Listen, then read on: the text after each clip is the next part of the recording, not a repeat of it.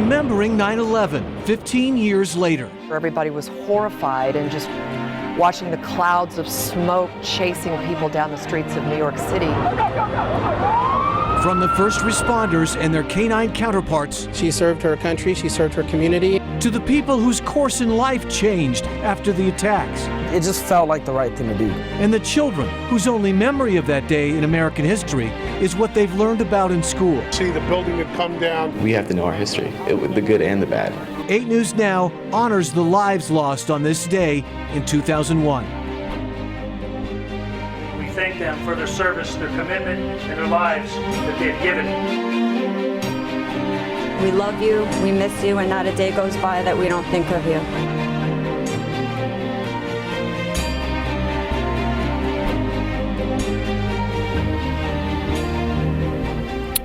Thanks for joining us on this September 11th. I'm Paul Johnson. And I'm Christiane Klein. Now, over the next hour, you'll hear stories from all walks of life here in the Valley and across the nation about how the events of this day 15 years ago affected people in different ways. First, we want to take you live to a local memorial at Palm Northwest Mortuary. 8 News Now reporter Nia Wong is there, where they have a healing field lit up this morning. Nia? Good morning, Paul and Christiane. Across the cemetery, patriotism abounds. Not for the men on the battlefield, but for those innocent lives pulled into the battle of terror here on our own soil. And on this day of remembrance, if you stop and come to reflect here, you'll see 2,996 flags, all of them planted to honor each of those victims lost on that day. They offer a reminder and act as symbols of hope and healing for everyone who comes. Volunteers placed these flags here yesterday morning for the Healing Field's inaugural service. They also kicked off a silent auction which continues today and will benefit the firefighters of Southern Nevada Burn Foundation, helping our own local heroes. Also, here is a wall of remembrance inscribed with the name of each person who died, some directly from or with ties right here to the Valley. Today at noon, a ceremony to remember those 9/11 victims will happen here at Palm Northwest. The American Red Cross will also be on site hosting a blood drive. These flags will be here until the 16th.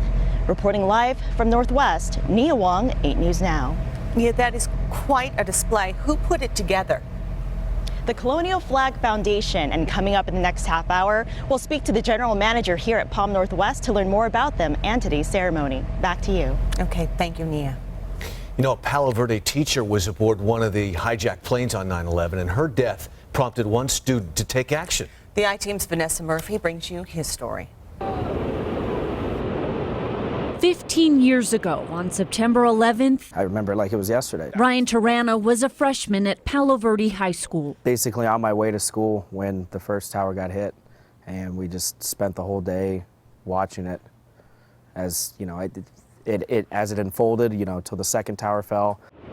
Later in the week, he learned devastating news about Barbara Edwards, a teacher whose class he had just enrolled in. She was on the plane that hit the Pentagon. He says the death of Edwards led to his decision at 17 years old just serve my country, to join the military. I think that was a huge driving force on me wanting to do something about it. And that path wasn't easy. Every day you kind of reflected back of, you know, like why you did this, and I mean, because every day was a struggle. He served as a Marine in Iraq and Afghanistan. You know, I lost a lot of friends, brothers. Those losses, the injuries he saw, and the combat have all taken a toll on the now 28-year-old Las Vegas native, but he says he never regrets that decision he made after 9/11. It was a once-in-a-lifetime experience. Vanessa Murphy. I met true heroes. 8 News Now. And Ryan says while in high school, he visited the memorial in Washington, D.C., where he saw the name of teacher Barbara Edwards. And we have a lot more to come on the show as 8 News Now remembers. Now, coming up, we look back at the K-9 heroes who helped at Ground Zero and hear from the handler of the last surviving K-9 officer that helped on 9/11. But first, plenty of people are remembering where they were on this day 15 years ago. Let's hear some of those stories. Just disbelief, and what an atrocious day. I think it's awful, terrible, like all the firefighters and everything, because my dad was a fireman, and so just sickened and saddened by everything. It was horrendous. I remember basically there was probably 50 ministers going through this orientation, and everything shut down and all the TVs flipped on, and everybody kind of walked into everybody's offices and everywhere and watched everything that was happening on the TVs. It was incredibly surreal. Like at first you thought it was like a hoax, and then when you all of a sudden realized it was real, it was like you could hear a pin drop in the room that I was in. I remember us listening to the radio and hearing about it, the planes going into the Twin Towers, but really not believing it. And so for lunch, I actually went over to my parents' house, who lived close to where I work, and saw it on TV. And then it really hit. Read all about it. Rapid Cash drops rates on title loans, starting at just 7% per month or 84% APR. There's never been a better time for a Rapid Cash title loan, now as low as 7% per month. Love that Rapid Cash.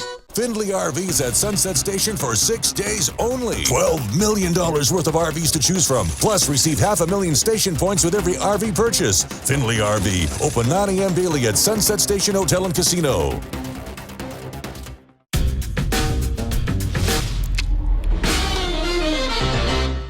AU, Ed here from AU Jewelers. AU, we see that face. Wow, it looks like the word is out. Jewelry, gold, diamonds, Rolex, yes, we'll buy it all. Please remember, if you don't see this face, you're in the wrong place. The new STN Sports mobile app from Station Casinos invites you to watch exciting football action Sundays on 8 News Now.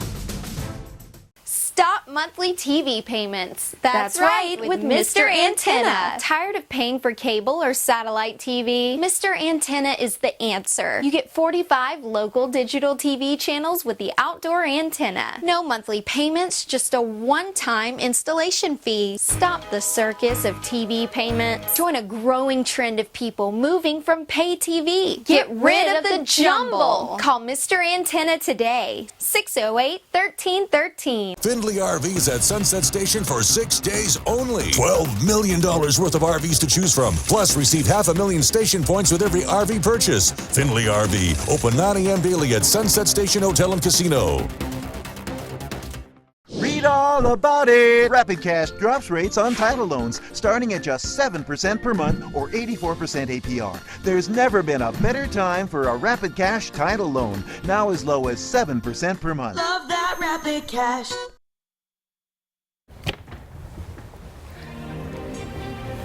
Here's a live look as people are gathering at the Pentagon. The ceremonies there are about to get underway this morning. President Obama is expected to speak there a little later. And thousands of people already at the site of the World Trade Center in New York City. There's presidential candidate Hillary Rodham Clinton there. Nearly 3,000 victims died on September 11th. And of course, they'll be reading the names of each one of those in just a bit. We'll be joining those ceremonies as they happen this morning. Now, everyone has a story about where they were that day. And here in Las Vegas, we have someone who definitely has a unique perspective. And Jim Fossa was the head coach of the New York Giants back in 2001. He now lives in Las Vegas. And sports director Chris Matthews had a chance to sit down with him. When you think of 9/11, it affected the entire country, the tragic event that happened in New York City. And of course, it affects sports teams also. And the head coach of the New York Giants at the time of 9/11, Jim, you coaching the Giants, what a tragic scene, what a tragic event. You guys lived through that. Well, we did. We opened the season against Denver Monday Night Football. We got home about 6:30, 6:45, landed Newark, went to the office, changed clothes, showered up, because we had to go right to work. And then all of a sudden, the first plane hit. I didn't even know. I was watching tape. My secretary told me that. And then the rest of the day, after that second plane hit, we couldn't concentrate. We weren't getting anything done. Everybody was just finding that. And then everything started to break loose and calls coming in and all the stuff we had to do.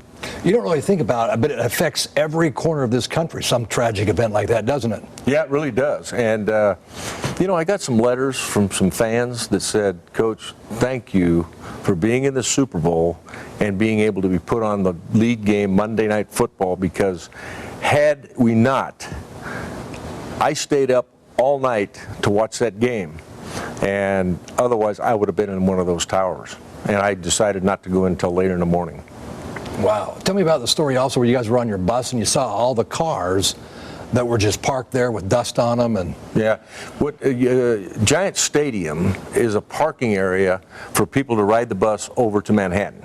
Okay, and I always saw the cars, some cars in the morning because I got in early, but at night it was empty. And after that, I came in and there was quite a few cars in the morning there. And then when I left that night about 11 o'clock, that parking lot was full. And I've never seen a car left. And that happened for about 2-3 days, and I just knew that the people that parked their car there perished over in New York that day.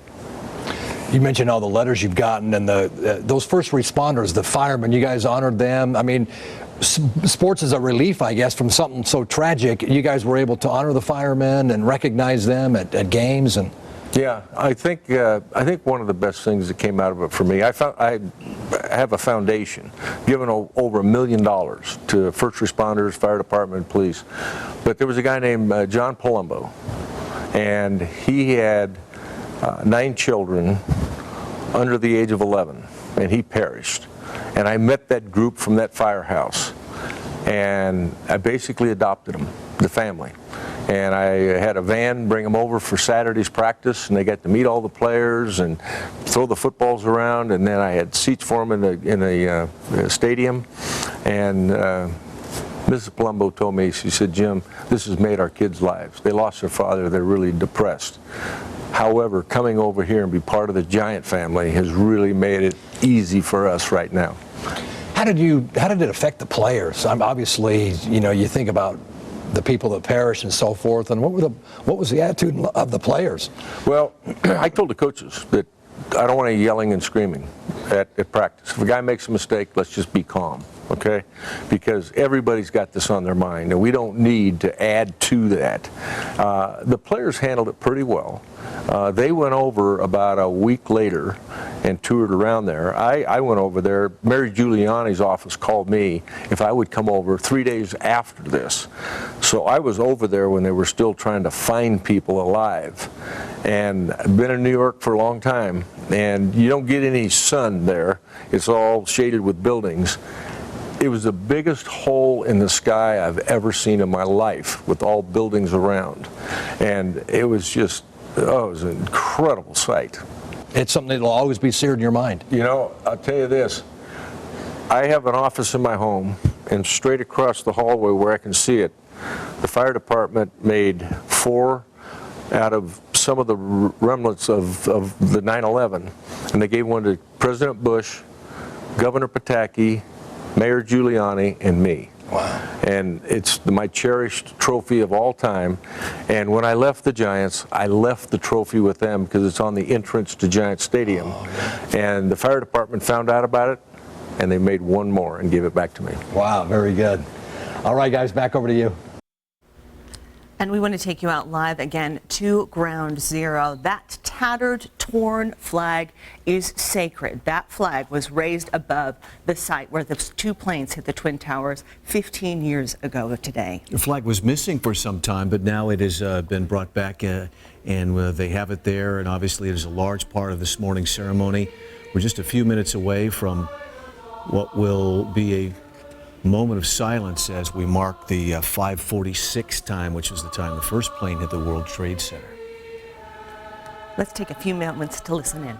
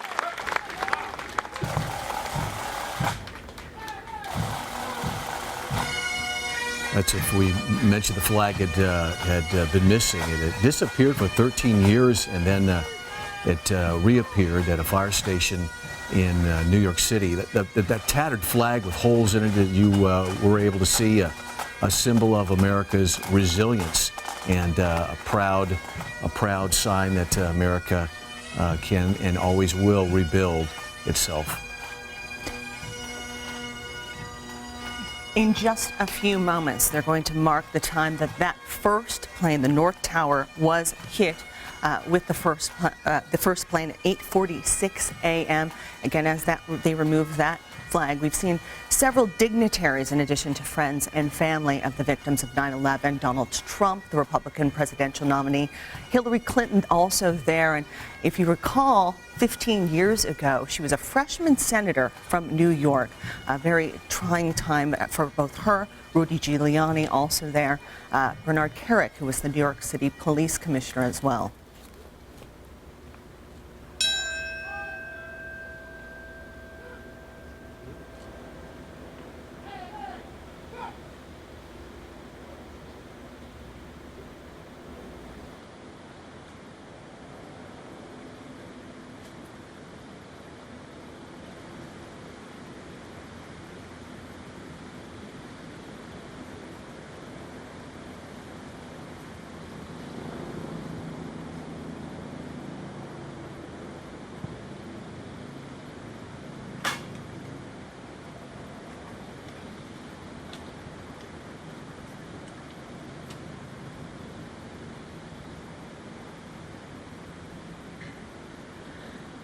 Good morning. My name is Jerry Diamadeo. My dad, Vincent Diamadeo, worked in the North Tower. Remembering back to the horrible day 15 years ago that changed my life. I was 10 years old. My brothers were 8, 7, and 5.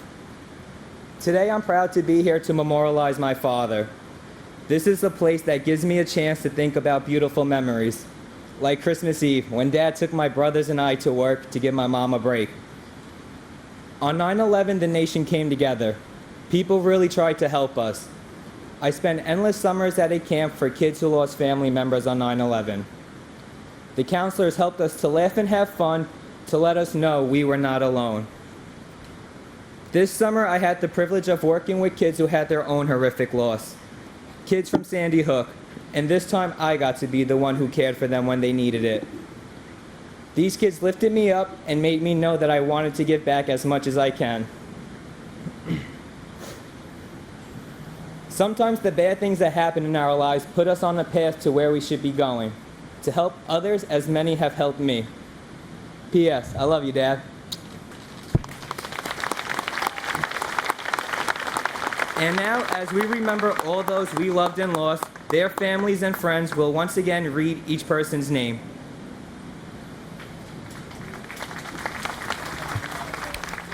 So they'll now begin reading the list of some 3,000 names of people who died on this day 15 years ago in the World Trade Center towers, as well as on the airplanes, the 4 planes that crashed. This is a long process, but it's a meaningful process for so many of the survivors' families. And it's so interesting, remembering this was 15 years ago. The children of 9/11 are now teenagers as well, and we just heard one of them memorializing his father as well. All right, so at 5:46 our time, the first plane hit the World Trade Center. You heard the moment of silence, the tolling of the bells, and now the names are being read. We'll join them more a little bit later. Now, when the Twin Towers came under attack on 9/11, several artists who work from studios near Ground Zero used their paintbrushes to record the tragedy and its aftermath. And now those artists are showing their work for the first time. Kenneth Craig reports from New York. I came up here shortly after the first attack, and yes. This is where artist Todd Stone watched the Twin Towers collapse on the roof of his studio just blocks from Ground Zero. My wife, who was with me on the roof, said, your job is to witness. You're an artist. Your job is to paint. Did you struggle with that at all? No, I accepted that. He photographed, sketched, and painted the day's events. The watercolor paintings eventually became a series he calls Witness. Dust from the towers blanketed his studio. He rubbed the debris into his art. It allowed me to have a physical connection to the loss that was suffered here by putting my hands in that dust and rubbing it into the paper.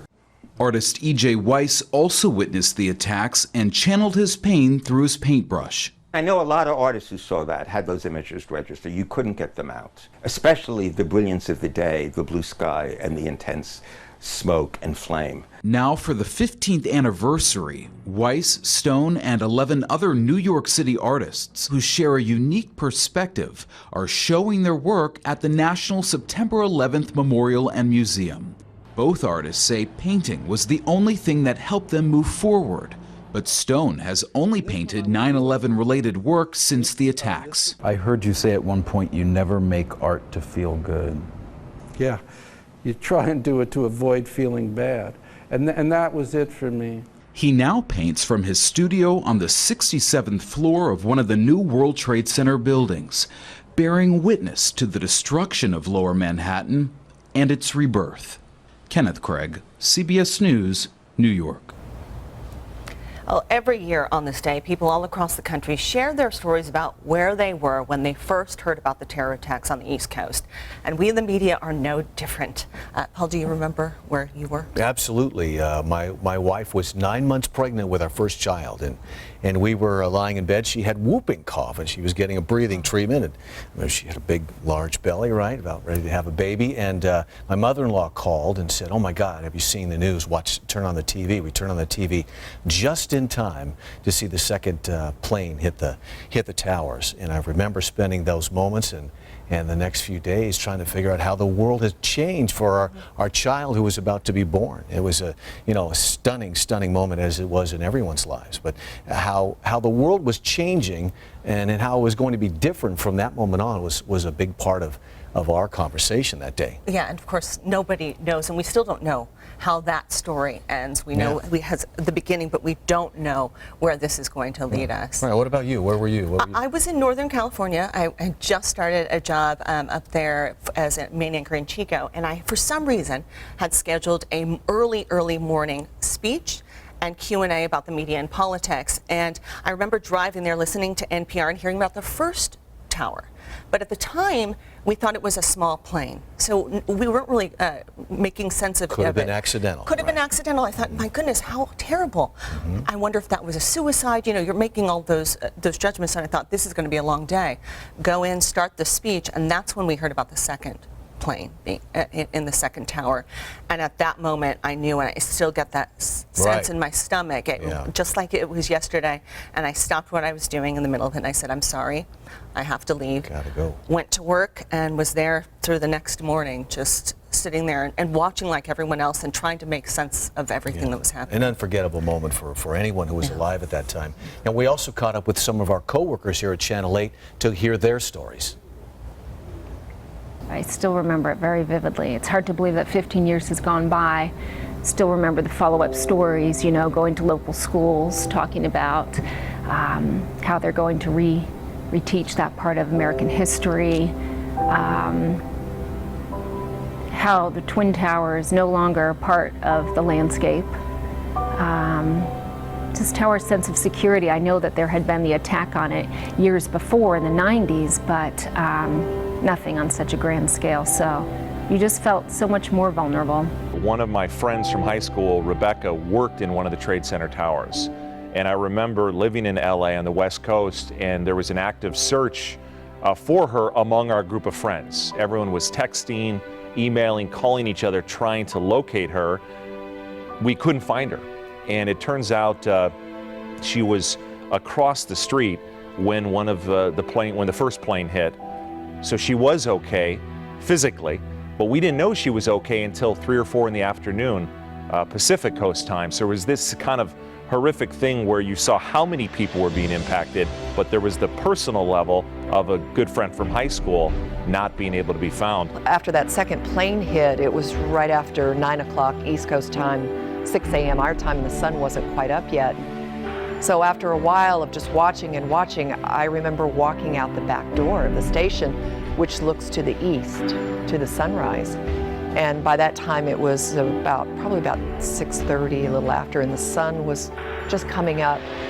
And I thought, I just stopped and I heard the birds singing, and it was a beautiful sunrise here in Las Vegas.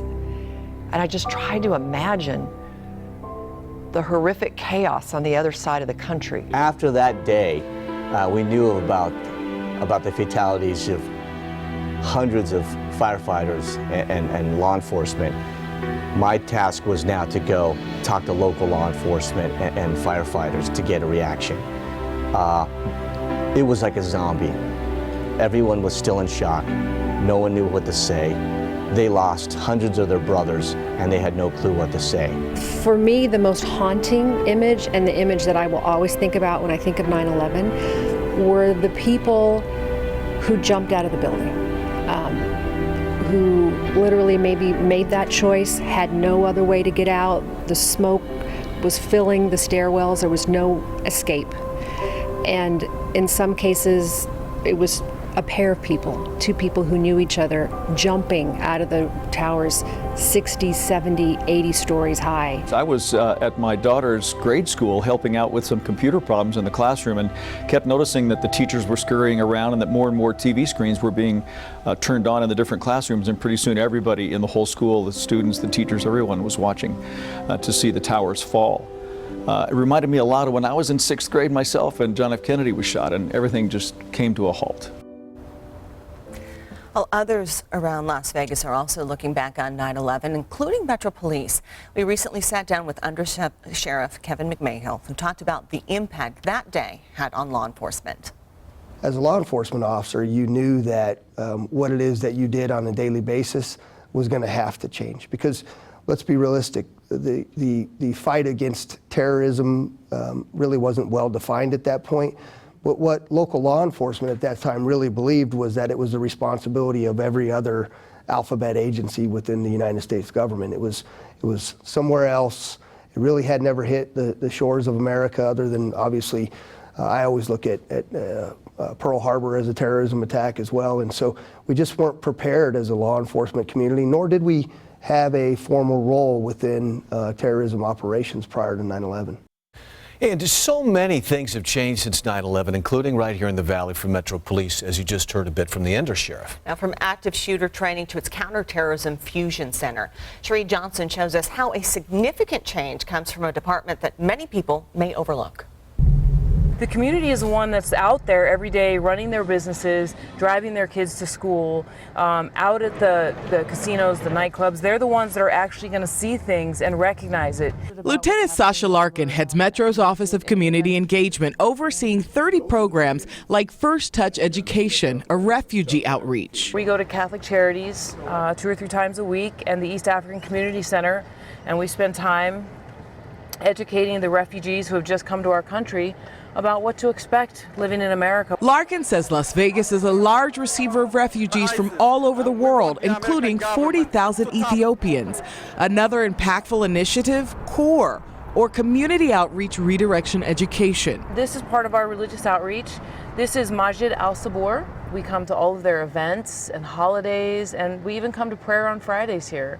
And they've really given us a solid understanding of the Muslim community here in Las Vegas. And Larkin says the difference in the relationship is not only seen, but felt. They are definitely less fearful. They are engaging with us. And I'm so proud to say that they call and report suspicious activity. Cherie Johnson, 8 News Now.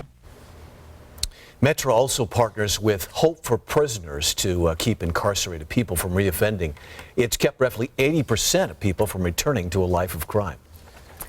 Now, later this morning, you'll have a chance to honor those who lost their lives by giving blood. The American Red Cross supporting 9/11 Day by hosting blood drives across the country.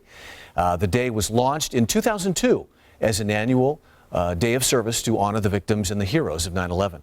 And from 10 this morning until 3 this afternoon, you can head to Palm Northwest Mortuary near Jones and the 215 to help out with that. Up next, we take you to a local memorial being held a little later this morning at a fire station, and the piece of 9/11 history on display for the public to see. But first, let's listen as people recount where they were on this day 15 years ago. You looked at the TV set, you saw one plane hit, and then you saw another one hit, and then, it's just it was one of those deals where how many are there? Is the whole country going to get attacked? Didn't happen that way, thank goodness, but and thanks to brave people. The first time in 60 years I ever saw anybody attack the United States. And that's the main thing. We thought we were invincible. You're watching 8 News Now, the Valley's most watched station.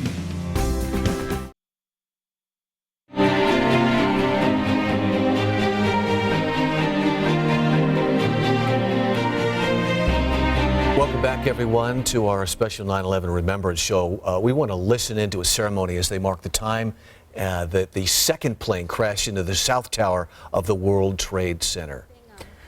We're just about 2 minutes away from them marking that. Right now, victims, family members are reading the names. Let's listen in.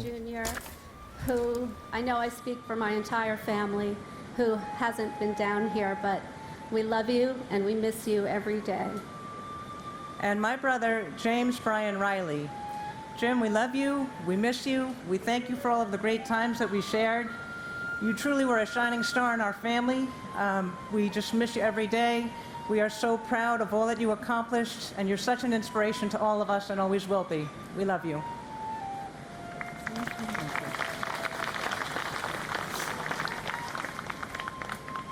Gary Eugene Bird. Joshua David Birnbaum. George John Bishop. Chris Romeo Bashendet. Jeffrey Donald Bittner. Albert Balewa Blackman Jr. Christopher Joseph Blackwell. Carrie Rosetta Blackburn. Susan Leigh Blair. Harry Blanding Jr. Janice Lee Blaney. Craig Michael Blass. Rita Blau. Richard Middleton Blood Jr.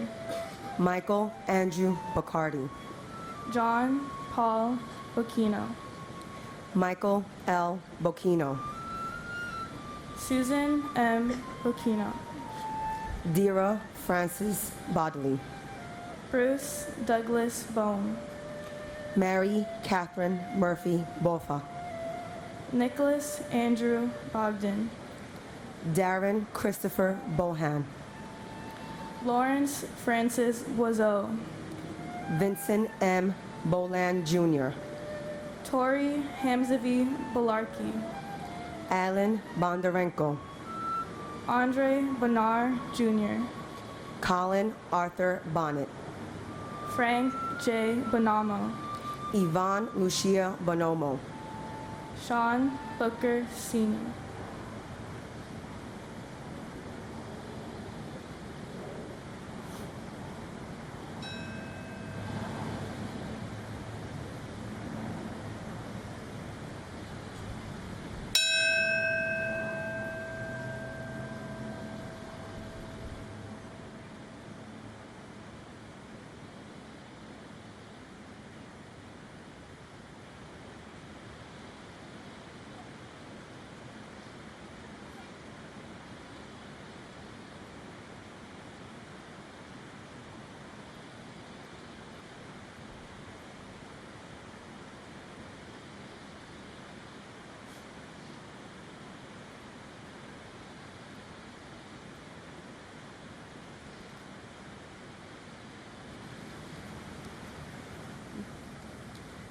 Canfield. I'm sorry. Canfield D. Boone.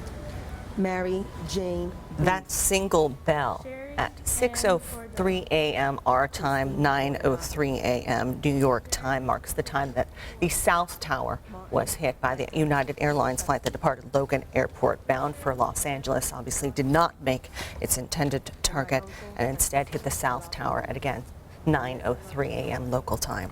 And as they continue to read the names, all more than 3,000 names of the people who died at the World Trade Center site and in the 4 aircrafts that crashed that day, we want to check back in with a local memorial at Palm Northwest Mortuary. And that's where 8 News Now reporter Nia Wong is, where they've turned it into a healing field. Nia?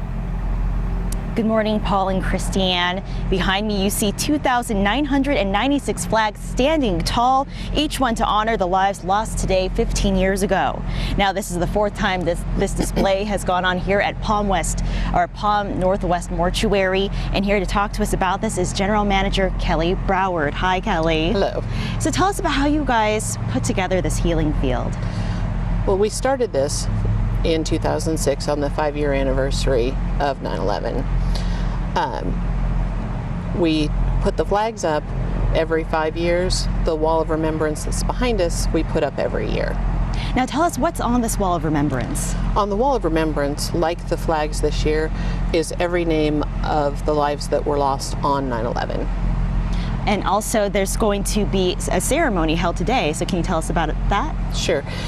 Here at Palm Northwest Mortuary and Cemetery, our local dignity memorial provider, we're going to have a service at noon in the chapel, and then we're going to be processing out with bagpipes to the field for a final dedication. And what do you really want people to take away from the display, the ceremony, all of this? With these 2,996 flags that represent the people that were lost, we should never forget what had happened. This year, we're going to be selling the flags for $35, which our goal is to sell all of the flags to benefit the Firefighters Burn Foundation in Southern Nevada. Well, thank you so much. These flags will be here until the 16th. Reporting live, Nia Wong, 8 News Now. Thank you, Nia. And this morning, we're taking a closer look at that day and how it's affected so many of us. The I-Team's Vanessa Murphy, who grew up in New York, talked with her grandfather who helped the injured that day. Well, the last tragedy that I can remember by history in my lifetime was Pearl Harbor. This is obviously much it's bad or even worse than that, if you can imagine that, but it was quite tragic. At this point, this is my grandfather, Dr. James Mazzara, remembering 9/11. It was quite horrible to imagine that something like that would happen. In 2001, he was chief of clinical cardiology at St. Vincent's Hospital in Manhattan. And that morning, he was working at a small conference with medical residents until they were notified a plane had hit one of the Twin Towers. First consideration was that it was a terrible accident. And most of us left the conference immediately because one of the windows in the floor we were on, you could actually see the first tower billowing with smoke. But when the second plane hit, they knew it was more than an accident. During the course of the day, that was even more shocking. A disaster plan was put into place inside the hospital. My grandfather describes waiting in the emergency room for casualties. The impression we had at the time with such a catastrophe, that there were so few patients coming in, that there were many lives lost. He remembers 30 to 40 coming into his section of the ER, some with trouble breathing. Which way to go? Covered in dust. All of them shaken up. Just try to comfort them. My grandfather slept in his office for a little while that night, waiting for more patients who never came. Photos and messages like this covered parts of buildings like St. Vincent's, as loved ones hoped to find the missing. We had a wall of remembrance. And that wall of remembrance? For my grandfather, a painful reminder of the nearly 3,000 lives lost in the 9/11 attacks. It was very sad. He was also reminded, like so many New Yorkers, by the skyline without the Twin Towers, which he had photographed for years. When he went to visit Ground Zero shortly after, the words he heard then still strike a chord today. They said, this is how I'm going to. Vanessa Murphy, 8 News Now. And Dr. Mazzara got emotional several times during that interview, but he wanted to continue on. Remember, this is the chief of cardiology at St. Vincent's in Manhattan. A big job, a veteran doctor. Now, 15 years later, you can see how deeply this has affected him and how deeply this has affected so many 15 years later, especially people who are in the area. And so many firefighters lost their lives that day through their own heroism. And we want to talk to one of their brothers right here in Las Vegas, Fire and Rescue Public Information Officer Tim Zemansky. And Tim's live for us this morning at Fire Station 5. Tim, thank you for joining us, first of all. How's the fire department commemorating the 15th anniversary today? What we're doing is what we call the tolling of the bells, and this is where we're going to ring the bells 5 times. We do this in a set of 5, 3 times. That's a signal that we use from the earlier years when a firefighter lost their life in a line of duty. That's how they signaled to the other fire stations. We dedicated this station on September the 11th, 2004. That's the year that this piece of metal from the World Trade Center was brought to us, and also the City of New York Fire Department came and made a presentation of a special flag that had flown over the World Trade Center, and they asked us to fly it over this piece of metal only on 9/11. So at 6:58 today, the time the first tower fell, we'll be doing the tolling of the bells in tribute to the 343 firefighters that lost their life, as well as all the other people on September the 11th. This is such a powerful day for so many of us. So many firefighters themselves lost their lives. How significant is this to you still 15 years later? You really have to be a firefighter to appreciate it. It's because, thinking what they were thinking when they were going, those firefighters, when they were going to that scene, they didn't know it was an act of terrorism. They thought it was an aircraft that had accidentally flown into the building. Their mission was to get up to those 70th and 80th floors and rescue those people. They made it, and they never really knew what hit them. And just to be riding in a fire truck with the siren going and thinking about what you're going to do before you get in an incident, if you're a firefighter, you can appreciate what the feeling was that they had in them when you get there. To see all those firefighters lose their life, the single most firefighters dying at an incident in the history of the United States, it's just something that we'll never forget. Well, Tim, thank you so much for the good work that you do. Stay safe out there, and thank you for getting up early and talking to us. We appreciate it. Thank you. And still to come, teaching one of the darkest days in American history to students who weren't even able to walk during 9/11. How one local teacher is using her school's history as the 15th anniversary of 9/11 is here. We recently took a trip to the Las Vegas Strip to hear from locals and visitors about where they were during 9/11. As a minister, we saw probably in the weeks that followed, our church was standing room only every single service for weeks because people were confused. They were desperate. It was like the first time something like this happened close to home, and so they just didn't know what life was going to look like in the future. You see my face everywhere. TV, billboards, bus shelters. But it doesn't matter where you see me. What matters is when you see me. When you've been hurt in a wreck and need a check, you'll want to see me as soon as possible. 877-1500. Now handling talcum powder ovarian cancer cases. There's a company focused on renewable energy for Nevada. A company utilizing over 40 solar, wind, geothermal, and other projects across the state. Providing enough clean energy to serve 750,000 Nevada homes at one time, adding jobs, and giving out nearly $24 million in incentives in the last year and a half. So which renewable energy company is doing all this for Nevada? Well, you might be surprised. The world is getting more dangerous. Your home may not be as safe as you think. Trust Rolodin Rolling Shutters to protect your home, your business, and especially your family. Your windows alone can't stop burglars. You need the protection only Rolodin Rolling Shutters can provide. With durable construction and insulation, you'll be safe and secure while saving up to 60% off your energy bills. Learn how to get a free motor with purchase. Rolodin now offers retractable awnings and exterior zip solar drops. Call 702-878-1072 for your peace of mind. When you're smiling. Smiles Today Dental, a full-service dental facility, now offering implants, crowns, abutments for only $14.95, veneers, Invisalign, cosmetic dentistry. Now you can have the smile you've always dreamed of at Smiles Today Dental. The whole world smiles with you. Smiles Today Dental, free transportation for any patient. Okay, so this gal comes in, she's in tears when she walked in the door. She tells me, I've got a trip coming up. I'm going to Turkey. I'm gonna be walking and walking and walking, and I can't walk, and I don't know what to do, so help me. And I helped her.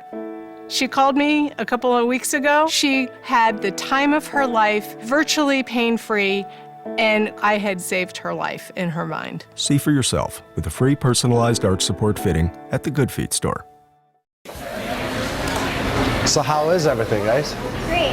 Everything was good. We were just wondering, where do you get these great ideas from?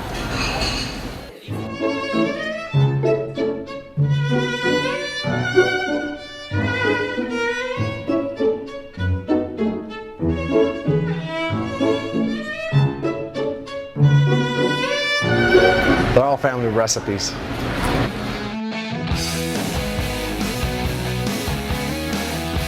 A car wreck can leave your life spinning out of control. You need to get your car fixed and pay medical bills. I'm attorney Glenn Lerner. Call us the moment you've been injured. Let us turn your wreck into a check. 877-1500. Now handling Xarelto internal bleeding and wrongful death cases. Welcome back. We've been showing you ceremonies cross country on this 15th anniversary of 9/11, and one of those, of course, is at Ground Zero. Now, in the past 15 years, the World Trade Center site has been transformed from a long-term construction site into a permanent memorial for visitors. And that's where we find Brooke Silva Braga. Good morning, Brooke. Good morning, Paul and Christiane. Well, we're coming up on the third of what will be 6 moments of silence here at Ground Zero. 15 years ago, the first 2 planes had crashed into the towers, but the towers had not yet fallen. The plane had not yet crashed into the Pentagon. Those moments, starting with the Pentagon plane crash at 9:37 local time, will be commemorated in those next 4 moments of silence. In between them and continuing past them for another hour or so will be the reading of the nearly 3,000 names of the men and women who died here by their friends and loved ones. And Brooke, too, I know that we saw both Hillary Clinton and Donald Trump there right on the ground. So many people, also Senator Chuck Schumer, I noticed there, Mayor Mike Bloomberg. What makes this specific memorial ceremony different? Well, I think each one is different in its own way, because we may see that group of family here every year, but you speak to the survivors of some of the victims and they may only come once or twice. So it's a new group of people each year. As you mentioned, both Clinton and Trump are here. I believe this is just the second time that 2 presidential candidates have been here. In 2008, both Barack Obama and John McCain came in advance of that election. And the other thing that's different is some of the kids are grown up. There's a young man named Walter Matuza who's now 25, 10 at the time that his dad, Walt Sr., passed away. And he is one of the folks reading the names this morning. What's different about Walter Jr. is he's blind, and he will use the help of his brother to help him get each name and then recite it into the microphone. They recited that, or they practiced that yesterday, and it proves to be a very moving moment when it happens later this morning. Brooke, I think a lot of us are interested in not only what it's like at the memorial site this morning, but what it's like in New York City. Tell us what you went through this morning to get to your location. Is there anything different about the city this morning on this date? Well, New York is always different on 9/11. I've been here for almost all of them, including in 2001. There is an upped security presence for sure. There's been an NYPD helicopter circling overhead for much of the morning. About a dozen NYPD in tactical gear just passed our position here a few moments ago. But the city, I would say, overall, each year returns a bit more to normal, even on 9/11. Thank you so much for joining us this morning. Brooke Silva Braga reporting from New York City. K-9 officers also played a crucial role in the days after the deadly terror attacks. Earlier this year, we lost the last surviving K-9 officer that responded to Ground Zero. The World Trade Center is where their career began, but as Kevin Reese reports, that's not the only tragedy she's helped out during her long career. She arrived to a hero's welcome. Raise hands. Ho! Her fellow officers and firefighters offering a salute as she ambled under her own power for a last visit to the veterinarian who's cared for her the last 16 years. No, it's a hard day for the entire fire department. A hard day, unfortunately, whose time had come. Her job was to search for survivors. Brittany the Golden Retriever was the last surviving search and rescue dog who served at Ground Zero on 9/11. She searched for survivors, too, after Hurricanes Katrina and Rita, and in retirement became a Sci-Fair celebrity, a mascot, and a therapy dog a friend first graders could read to at Waller ISD's Roberts Road Elementary. Just to see all the kids just come alive as soon as she walks in the doors is absolutely wonderful. The difficult choice to take her last walk was made by her handler, Denise Corliss. Brittany was in kidney failure. She was nearly 17. It was time. She's part of Texas Task Force 1, she's part of Cypher Fire Department, and she's part of the Corliss family, to be honest. So exactly. It's like they're losing a child. Brittany's part of our family. I've known her entire life, so. And she's always been there, so. And she's one of you. She is. She's one of us. So, it's hard. And the hard goodbye to a canine officer who left the veterinary office draped in the Texas flag comes with one last offer of service. She'd been studied her entire life for the impact of 9/11 pollutants. An autopsy, one last medical screening, will be her last selfless gift to give. She served her country, she served her community, and this is just a small way for us to honor her on her way out. So don't tell anyone in Sci-Fair this was just a dog. She was a co-worker, a companion, and a friend whose 119 human years of service they won't soon forget. That was Kevin Reese reporting. We'll be right back after this.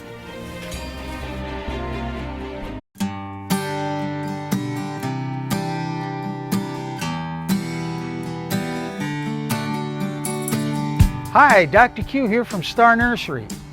This is the start of our desert fall growing season. Our plants are finally recovering from the summer stress and are quickly rebounding with a flush of new leaf and flower growth. You can help your plants with this recovery by replacing the nutrients that were leached out by this summer's heat and frequent waterings. Plants need these fresh nutrients and proper pH to produce all that new fall growth. Whatever the plants are in your yard, we have the proper fertilizers they need. Trees and broadleaf shrubs need more nitrogen for leaf growth. So our tree, shrub, and vine food, 1684, is formulated with 16% nitrogen. Roses and other flowering shrubs or bedding plants need more phosphorus to help their flowering production. So our rose and flower food has a higher phosphorus content in its 6-12-4 formula. For those with desert landscapes, our desert plant and cactus food, 5-10-9, is perfect for all desert plant needs. To ensure that these fertilizers act efficiently, all of these products contain sulfur that will help neutralize the pH and alkali in the soil.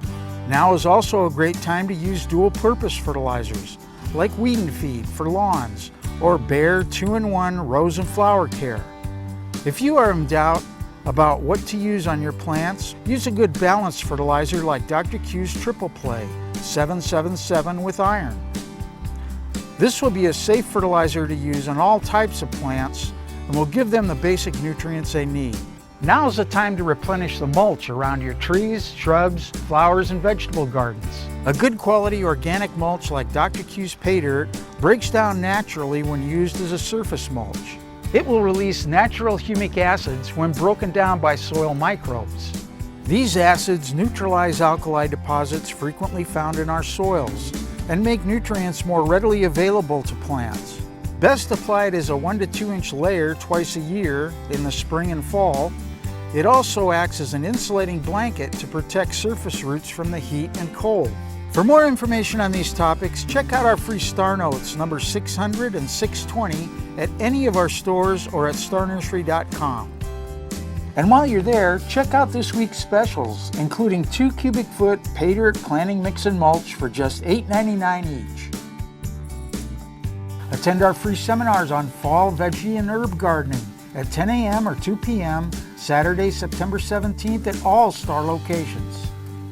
And don't forget, I make house calls. Call 702-771-7827 to make an appointment. I'm Dr. Q, and I'll see you next week.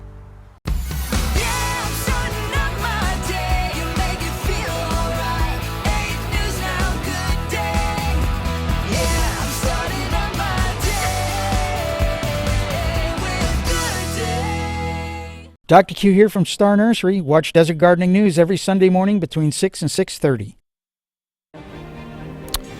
It's been 15 years since 9/11, and while some teenagers weren't even born when the Twin Towers were attacked, others have faced the unusual task of trying to understand an event that happened in their lifetime when they were just too young to remember.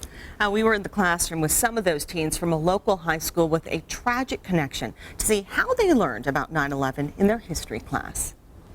This is one of the most recorded days in our American history.